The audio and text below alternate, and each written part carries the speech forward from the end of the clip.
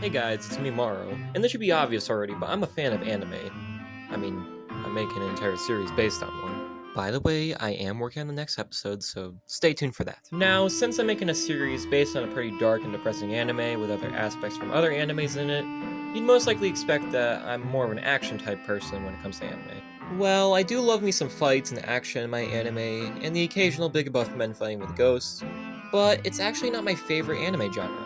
This might shock a lot of you, but my favorite genre when it comes to anime is actually romance. Yeah, I know, it might not seem like it, but I'm actually a fan of those types of anime. And today, I'll be covering my first, well, actually, I wouldn't say first, but I'll get to that in a minute. But anyways, my first and most favorite romance anime ever, Tonikawa. Now, even though I said I'm a huge fan of romance animes, and this anime is the reason that got me into those, this series isn't actually that old.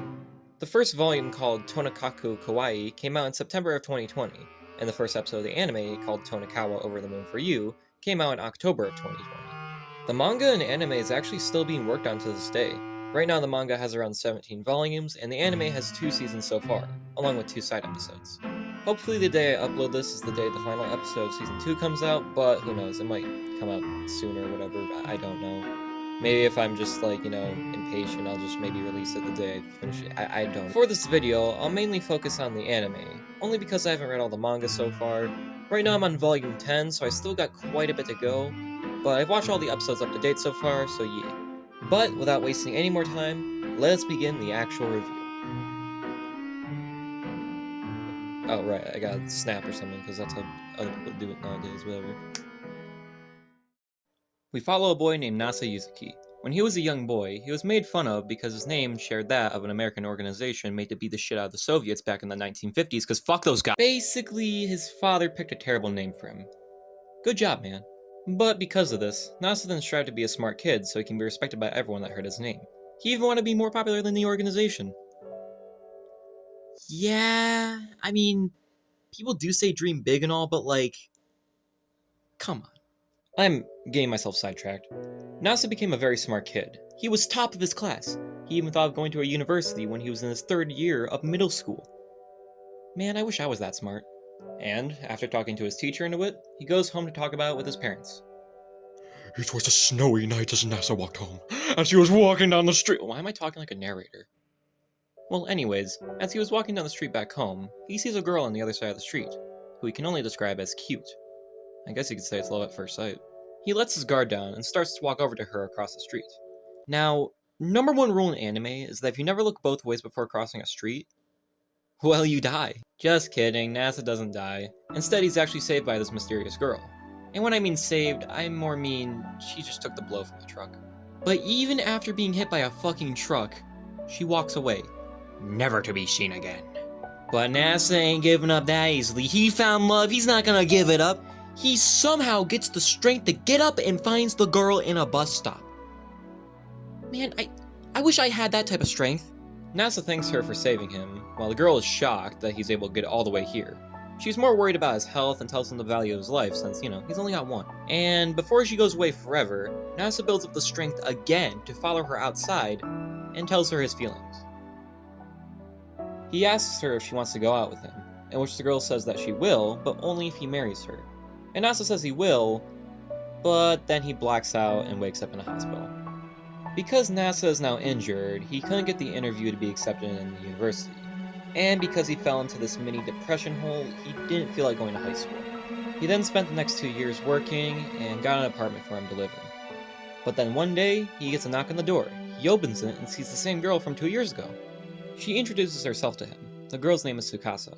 She asks if she can come in so they can discuss marriage.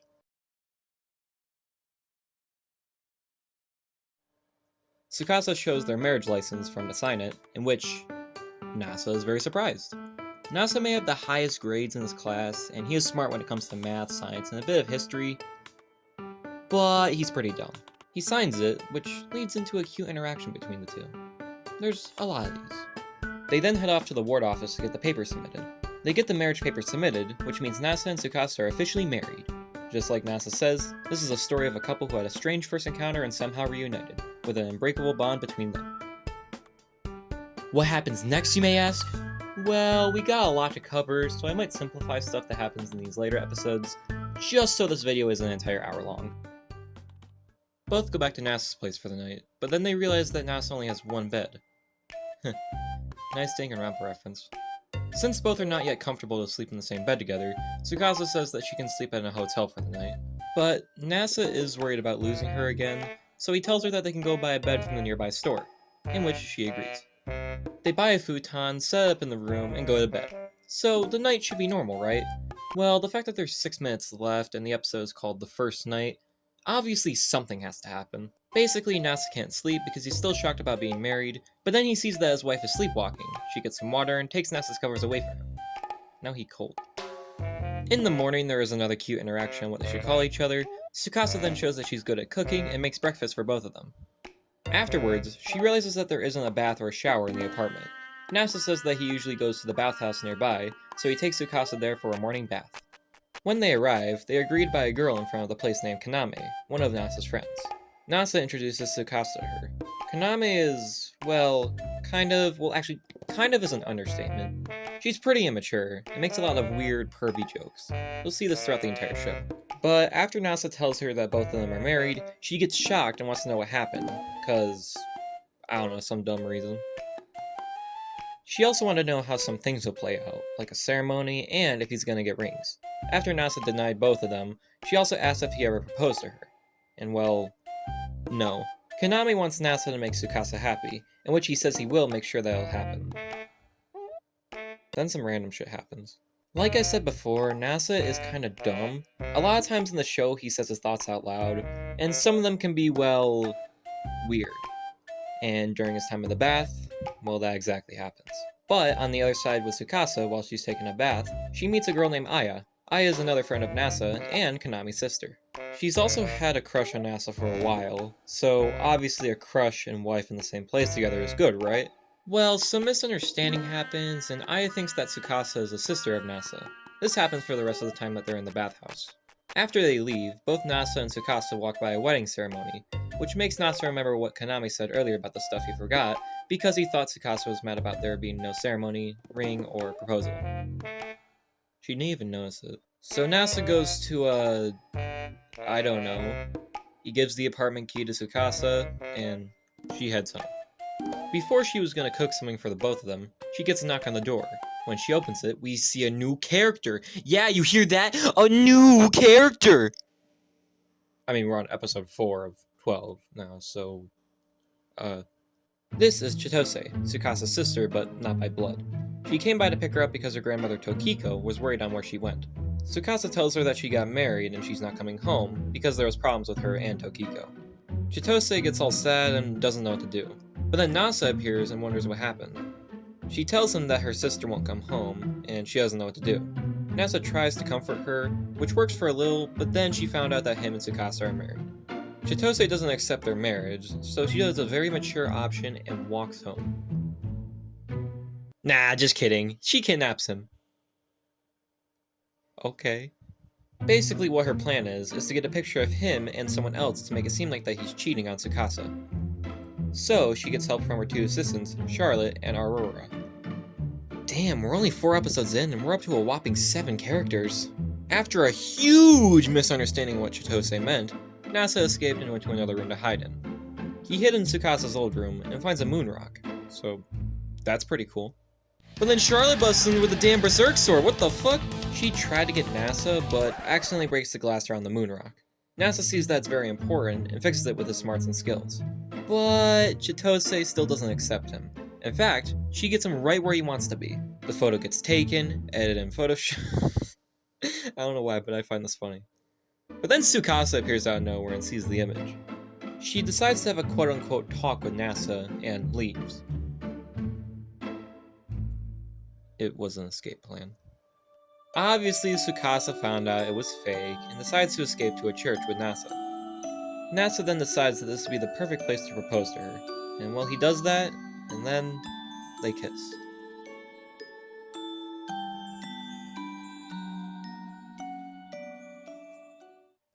Well, that's 1 pillar, man. Only 2 more to go. Oh, wait. Wrong anime. Anyways, in the next episode, Tsukasa realizes that the room has no TV, and this is bad because Sharknado... Yeah, not joking, that's what it is in the manga. But anyways, Sharknado is about to be on TV, so Tsukasa can't miss this. And after a little talk about movies, they go out and buy a TV. Then we just cut straight to the bathhouse with Nasa talking to Kaname about the proposal. Kaname then asks Nasa about the ring situation. And basically peer pressure isn't going to do it. Afterwards, the two start to go home, and Nasa explains that he'll have to go to work the next day, which makes Tsukasa a little sad since they'll be apart from each other. But the next day he goes to work, and feels a little lonely and sad without Tsukasa. So when he comes home from work, he tells Tsukasa the idea of getting rings for each other. After Tsukasa explains why they don't really need any, she sees that Nasa is pretty sad about it. So she decides to take Nasa to a jewelry store to see that getting rings costs a lot of money. She thought it would make him not want to buy them, but then Nasa explains that he wanted to get them so they aren't lonely when apart. Tsukasa then brings Nasa to a shop with the cheapest diamond rings, and buys them for each other. Now they both can always think of each other when apart. Now that is just adorable. Like, come on, you can't say that just isn't cute.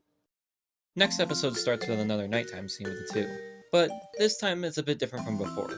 This time Tsukasa sleepwalks into Nasa's bed and, Nasa doesn't really know what to do. So, he decides to cuddle with her. Tsukasa wakes up, kisses her husband, and goes back to bed. Well, isn't that just sweet? Well, actually, Nasa realizes that they both should probably get a double bed, because he feels a little bit guilty for having his wife sleep on the floor. I mean, I can understand why he feels that way. I'd feel guilty as well if my wife slept on the floor and I slept on an actual bed. He then realizes that they should actually move to a larger apartment, because the apartment that they're in right now is pretty small. But when he confronts Tsukasa about it, she denies getting a larger apartment because she likes the one that they're in already. After going to the bathhouse to talk about it with Kaname, he goes home and...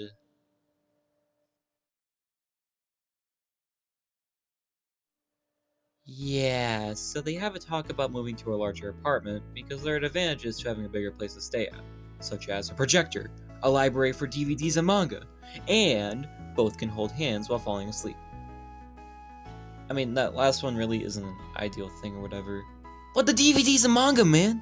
They walk downtown to talk about how they do it, in which Nasa realizes they need a guarantor, and in this case, it would be his parents. Parents? Oh yeah! He never told them that they got married. Well, I guess he's gotta do that.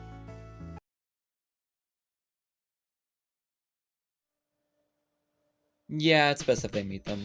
So they decide to take a trip down to his parents in Nara, but before they do, they buy a camera to take pictures. Well, Nasa gets a bit carried away, and yeah, that happened. Anyways, Chitose, yeah, I remember her? She gets news that both of them are heading to meet Nasa's parents, so she decides to come up with another plan to break apart their marriage. Well, actually, she doesn't really have a plan. All she really does is spy on them. The both of them stop by a station after the bus takes a 50-minute stop. They get disappointed by the food, get melon bread. You know, I really need to try that stuff. But anyways, they also have an interaction with Chitose once again. Believe it or not, Chitose still does not approve of their marriage. You know, if I had $1 every time Chitose didn't approve of their marriage, I'd have $2. But after a news program appears, they go their separate ways. But only for like a day. They meet up again, and this time Nasa wants to have a chat with Chitose, because he wants her to approve of their marriage. They have a little chat, but to simplify what they talked about, Nasa basically explains that he wants to prove that their love is real, because you don't marry someone because you prove that you're in love, you do it so you can prove it over and over again. That's actually real, folks. After their conversation, Chitose decides to go home, so now it's just Nasa and Tsukasa again. Both of them then head over to meet Nasa's parents in Nara, and well, they aren't really mentally prepared. But since the interaction between them is a bit awkward, both parents want to talk to Tsukasa alone. Now, interestingly enough, there was actually a scene in the manga that happened later on in the episode. You see, the scene where Tsukasa and Nasa's father are talking was actually supposed to happen here. But later on, after they explore Nara, we see the conversation and, what it was about. So, I guess it's still technically in order, but, as a flashback. But, after Tsukasa takes a bath, they decide to head to bed. And well, we get another nighttime scene here, but we got some things here, I guess. They give each other a goodnight kiss, and, I don't know. Anyways, it's morning. Tsukasa and Nasa's father have a conversation about history stuff. She's just acting like she likes history. But, you know, that's fine, because sometimes you gotta pretend. Lying is not good. You know, the manga had Tsukasa doing cool shit with a katana. I kinda wish that was here, but it's fine. But anyways, Nasa and Tsukasa go around Nara looking at all the cool stuff, and hey, I actually learned something about history that, you know, I didn't know about, so that's pretty cool. Just like I said before, after they explore Nara, we then see what the conversation was all about in the flashback. Basically, Nasa's father is very grateful for Tsukasa saving his son, and he wishes for her to take good care of him. Then the two head off home. Their home is fucking gone! So yeah, apparently lightning destroyed the house while they were out. Well, that kinda sucks, but at least they're okay. Well, actually, they're quite calm about this. Nasa's things like money and stuff is stored in the cloud and the bank, so he's not honestly that worried. They decide to go to the bathhouse to plan out what they'll do. Kaname hears about their house blowing up, so she offers them to live in a spare unit out back while they figure out what to do. Well, that was quite generous of her. Then there's a small interaction with Kaname, Nasa, and Aya, in which Aya still has no idea that Nasa is married, but there are some hints that start coming out. But then Aya and Kaname's mom appears and basically says that they're married. I bet Aya's dealing with this information pretty well. Oh. Yeah, we get a whole flashback here and... yeah, I agree with her. I really don't give a shit. But Aya's still a little bit happy that they got married, so that's at least something. A couple days later, they go to the laundromat to take care of laundry. There is a little awkward interaction between the two because, well, all of their clothing got destroyed in the fire, and, well, all the clothing there is, you know, all the ones that they had. Basically, what I'm saying is, Tsukasa only has one thing to wear. She doesn't have, you know, a bra, or... it's awkward. So, they decide to go buy some clothing at the store. Stuff like outfits, normal clothes are fine. But when it comes to... yeah, you should stay right there, man. After they got the clothes, all they need to really do now is set everything up. Like a TV, a fan, shelves. After they have dinner, they get a melon from Kaname. And another cute moment happens here. Then, oh, Nasa gets a call from his landlord about them building a new apartment, you know, where the old one burned down. Oh, and alongside that, there's a prototype design for the new apartment. So, both Nasa and Tsukasa go to see the new design for the apartment. And wow, it actually looks way better than before. There's a view outside, a bath, so now they don't have to go to the bathhouse every day, a room large enough for a queen-size bed, like goddamn! This seems almost too good to be true. Yeah, that was the wrong one. Oh well. At least they were still happy to feel fancy for the day. Then we get a segment being narrated by Kaname. Huh. Well, basically, she runs into Tsukasa, and she asks Kaname if she could help her with cleaning the bathhouse, because, well, Kaname did quite a bit for her already. So now Tsukasa basically co-runs the bathhouse whenever Kaname isn't around. Then, it's dinner time. Nasa wants some curry. You know, I can really go for some curry right now. The both of them head to the market, but they take a detour on the scenic route. I mean, to the park. Another cute moment happens, and oh, they're very happy with all the things they've done. But bro, it's that's just too cute. It's just too cute. Next episode starts with Chitose, Charlotte, and Aurora finding out that Nasa's house burnt to the ground. While this is happening, Chitose is freaking the fuck out. I mean, I understand. I mean, technically, your sister was oh wait, she's walking by. Whatever, she gets questioned where she lives now, and since Tsukasa doesn't want her to know, she just lies and says the playground. Wow, that actually worked. Well, Tsukasa comes home and sees that Nasa found quite a bit of stuff, such as a Game Boy Advance, Atari, Sega Genesis, what is that, 2 Dreamcast controllers? An N64, goddamn, it's the year 2019, and Konami's family had all this stuff, bro, I'm fucking jealous. Oh yeah, technically it is the year 2019 in this universe, because, well, in the manga, it was stated that Endgame was coming out, and they watched Endgame and then, you know, next season and all that. So, yeah, basically, 2019. But, within all that, Tsukasa finds a Tokiyaku mold maker thing, in which Nasa then has the idea of having a Tokiyaku party. I got invited to a party once. It was good. Nasa and Tsukasa invites Kaname and Aya to the small little party. And, what the fuck? She followed her? So now Chitose figured out that Tsukasa and Nasa are living here. She tries to convince Tsukasa to come home, but Tsukasa argues by saying, This place has a mega drive. in the manga she says Genesis. Since things are getting a little out of hand, they decide to calm everything down by starting the taco party. They eat some food. Aya as well. She challenges Tsukasa. What the fuck? Yeah, now we're on to some Street Fighter. No, like legit. They recorded multiple fucking matches for this episode. God damn. I just find this fucking hilarious. And oh my god, it's a tournament arc! Oh god.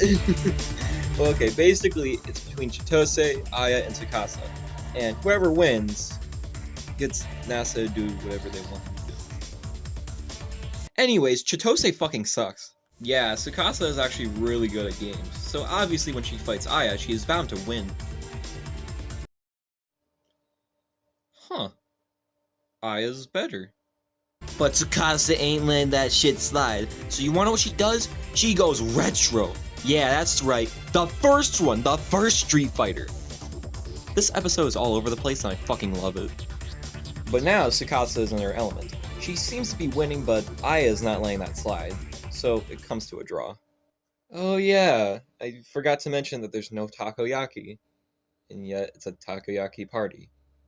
It's been 21 minutes. So they make takoyaki. Tsukasa is always pretty good at cooking. The party is fun for everyone, and all had a good time. Well, wasn't that just fun? Wait, there's only one more episode left in Season 1? Aw, man. So the final episode of Season 1 starts with Nasa working his ass off for the entire day. Like, Jesus. And well, he gets a cold. So Tsukasa has to take care of him for the day. But afterwards, Nasa is feeling way better, and they decide to go to bed. Tsukasa is a little more clean than usual. Basically, she feels bad that her husband was sick. So they have a little, Yeah, please stop. Now, before I move on to the second half of this episode, I'd like to mention something. The first half of this episode actually should have been way later on in the series. You see, the first half of the episode, actually, all of the episode, should have happened way later. The first half of the episode is chapter 88 in the manga, and the second half of the episode is chapter 80 in the manga. The previous episode took place in chapters 41 and 42. So that means this episode should have actually taken place near the end of Season 2. But honestly, I'm kinda glad that it takes place here, and you'll see in a moment. So sometime later, Konami says that Tsukasa should wear a yukata for the summer festival, same with Nasa. A semi-cute moment happens, and they go off to the festival. They buy some tokiyaku and burn their mouths. Oh no. Oh god, no, don't burn your mouths! Stop! It fucking hurts me! Well, besides that, they meet everyone else there, and NASA decides to catch fish.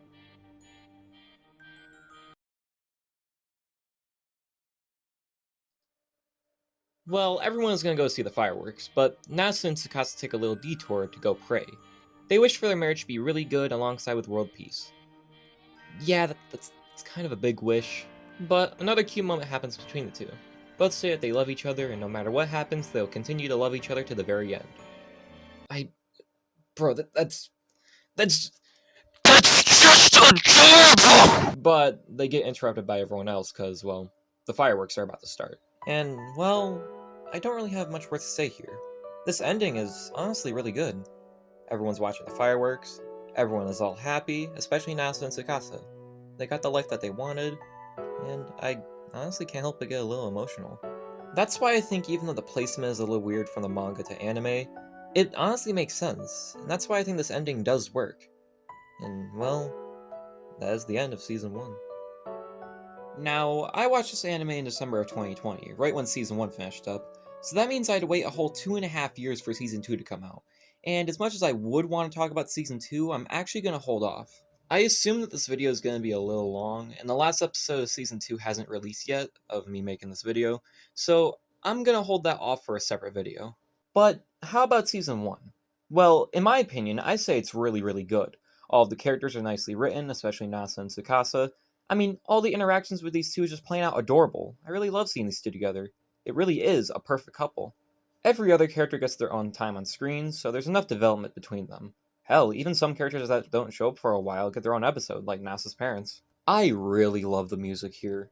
The intro song called Koino Uta is really nice. Like, every time I hear it, I can't help but get a little emotional from it.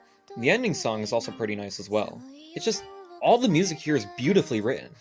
The art style here is really nice. It has a more bright and colorful feel to it, and for a romance anime, it really works here. All the voice actors did an amazing job. They really fit their characters. Even though I didn't technically show, or not really show, but more let you guys listen to the voice actors, because it's really hard for me to find audio of, the characters and, the episodes. So, one funny thing I guess to note is that NASA is actually voiced by the same person who voiced Kokuichi in JoJo's Bizarre Adventure, so that's pretty cool. Last thing to cover really is the story. Now, it might seem like just a lot of random shit is happening, and you would be correct, but there is an actual plot. That being a young married couple living out their new life, discovering new things, and meeting new friends. It's very simple but effective. I always am wondering what happens next, with the next episode that comes out. After I watched season 1, I just wanted way more. And yeah, sure, I waited 2.5 years, but I don't care. I'll wait that amount of time for this anime because, well, this anime kind of did a lot for me. The only other animes I partially watched before this was part 1 and 2 of JoJo's Bizarre Adventure, and maybe like 2 episodes of To Love Ru, which is, also a romance anime. But that was many years before this. After watching Tonikawa, I started to get back into anime and more geeky stuff like games. This anime led to the creation of my art, something that I'm very passionate about and I'm hoping to continue in the future. This anime technically led to me meeting my friends that I've been friends with for almost 2 years. This anime has really changed my life, and I'm really grateful that I came across it. As I'm recording this right now, I'm actually getting pretty emotional just thinking about it. This is definitely one of my favorite animes of all time, and that title is definitely not changing. I'd say it's my second favorite anime right behind Evangelion. It's that good in my opinion. This anime is also the reason romance has become my favorite genre when it comes to anime. I just love it a lot. If you have any spare time and you're a little bit of a fan of romance, then I'd say go watch this. It's short, simple, pretty funny, and well, cute. I enjoyed it, so hell, maybe you will. Well, that's about it for this video. This was actually really fun to make. Again, I'll make a second part going over Season 2, but until then, thanks for watching and sticking around, and I'll see you all in the next video. See you later.